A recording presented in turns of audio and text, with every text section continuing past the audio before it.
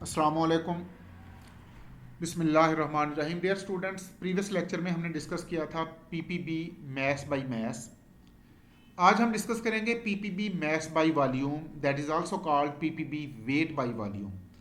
और ये PPB mass by volume या पीपीएम मैथ्स बाय वॉल्यूम ये मोस्ट कॉमनली यूज होते हैं as compare to other PPM units और अदर पीपीबी यूनिट्स। क्योंकि ज़्यादातर सोल्यूशन जो वेरी डिल्यूट सोल्यूशन होते हैं वो पीपीएम या पीपीबी मैथ्स बाय वॉल्यूम में प्रिपेयर किए जाते हैं।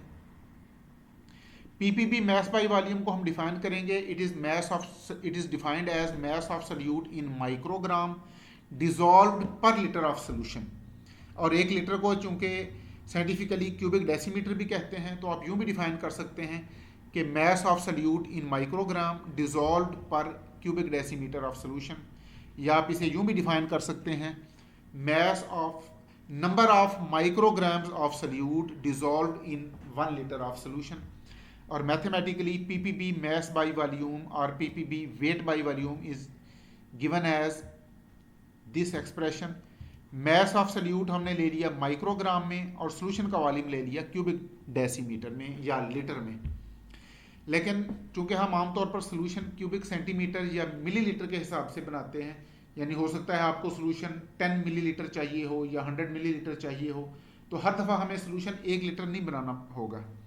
तो हमारे लिए ज़्यादा कन्वीनियंट ये है कि हम सोल्यूट का मैस ग्राम में कैलकुलेट करें और सोल्यूशन का वॉल्यूम ले लें क्यूबिक सेंटीमीटर में या मिलीलीटर में।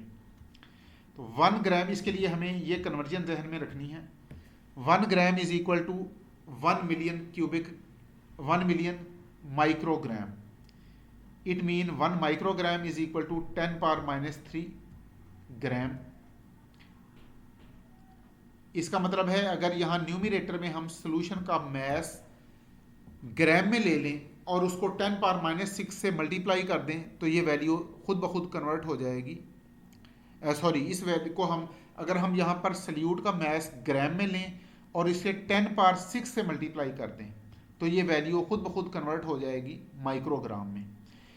Similarly 1 cubic decimetre is equal to 10 power 3 cubic centimetre. तो यहाँ पर अगर हम सोल्यूशन का वॉल्यूम क्यूबिक सेंटीमीटर में लें और इसे हम मल्टीप्लाई कर दें 10 पावर -3 क्यूबिक डेसीमीटर में तो ये वैल्यू कन्वर्ट हो जाएगी क्यूबिक डेसीमीटर में। तो ये हमने कन्वर्जन कर दी।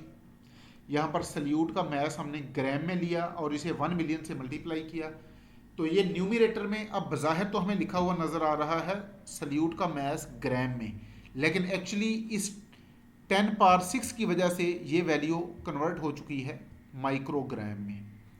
सिमिलरली डिनोमिनेटर में हमें नज़र आ रहा है कि सोल्यूशन का वॉल्यूम क्यूबिक सेंटीमीटर में है, लेकिन ये चूंकि हमने इसे मल्टीप्लाई किया है 10 पावर -3 से, तो इटसेल्फ ये यूनिट अब कन्वर्ट हो चुकी है क्यूबिक डेसीमीटर में।